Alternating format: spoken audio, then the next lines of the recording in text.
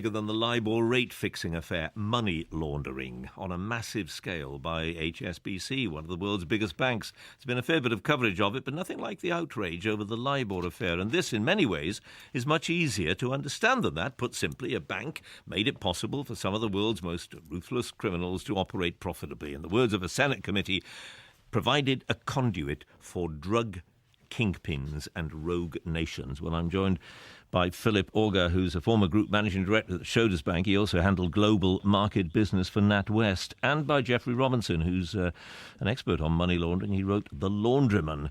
Mr. Robinson, what, in the great scale of banking scandals, where does this figure, do you reckon?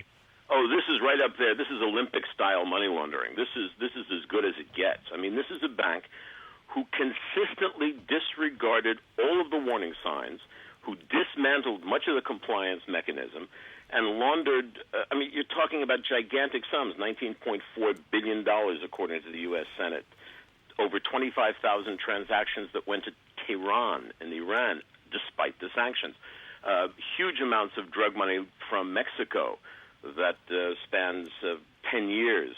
They dealt with the Burmese dictators, $2.9 billion worth. It's part of this culture of entitlement that we've found in the Western banking system, and it's just another step along the way, although a gigantic one, after Barclays and Libor and Wachovia and the money laundering in Mexico. ING has recently gotten done for money laundering. It's just this culture of entitlement, and it really must be stopped. Do you agree with that, Mr. Auger?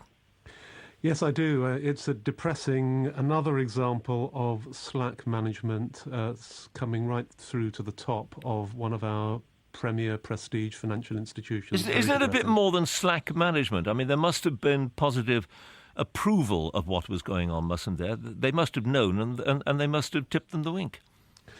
No, I think what was going on here was that you've got an example of a local business, in the case of HSBC Mexico, where the local management put the business needs above the appropriate standard of ethics, and HSBC didn't have strong enough management chain to get a grip on this. Do you accept that, Mr. Robinson? Yeah, very much so. I mean, at one point there was $1 billion that went through a Saudi Arabian bank that had direct ties to terrorist organizations. And when the compliance officer complained about it, his superiors said, just leave it alone, we're making too much money. This is willful blindness. And if you look at the money laundering laws in the United States and in Britain with POCA, the Proceeds of Crime Act, willful blindness is a criminal act, and people need to go to jail. Will they go to jail? Well, that's a good question. Probably not if you look at what's gone on with Wachovia, for example, and the money laundering in Mexico. It takes a little bit. It takes a government that really wants to do something, and the British government's proved singularly incompetent when it comes to that. And I'm not talking about either party. I'm talking about the government in general. I mean, they formed the Financial Services Authority, and the FSA is funded by the banks. And for the past 10 years, they have been absolutely incompetent and useless. I mean, they are being disbanded eventually. But for the past 10 years, they've proved to be a joke. Do you? Well, I should say at this point, we did try to talk to them and indeed to HSBC, but neither wanted to talk to us. Mr. Auger, the FSA has nothing to say because they've been so useless. I mean, one after another incident has happened in Britain, and the FSA has just turned a blind eye. Well, Mr. Auger, should somebody go to jail? That's really not for me to say. No, but you know, the point I'm making is that there is a lot of anger on the part of many people. Capitalism in crisis and all that is a way to solve crime. This is more kind of philosophical than specific question. I'm not saying who should go to jail quite clearly, but if we see somebody going to jail, somebody paying a really big price for it, then at least we might think, well, they're starting to clear out the stables. If we don't, we'll think they're getting away with it. That's really the broad point I'm making.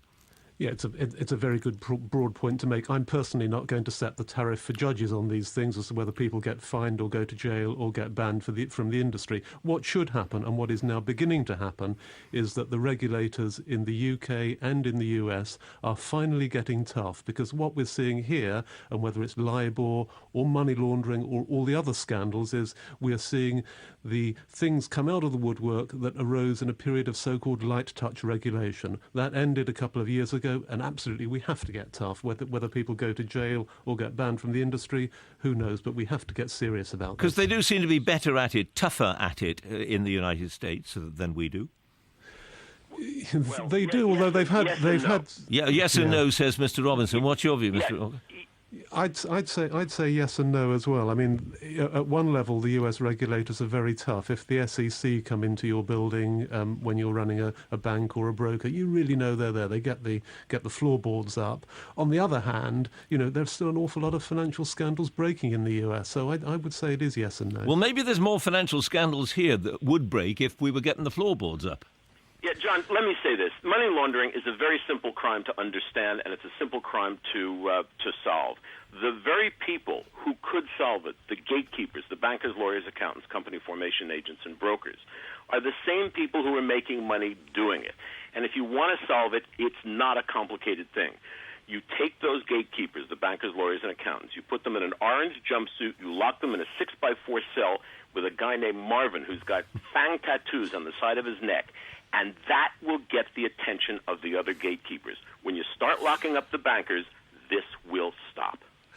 Well, Geoffrey Robinson, author of The Laundryman, and Philip Auger, former global market business boss for NatWest. Thank you both very much.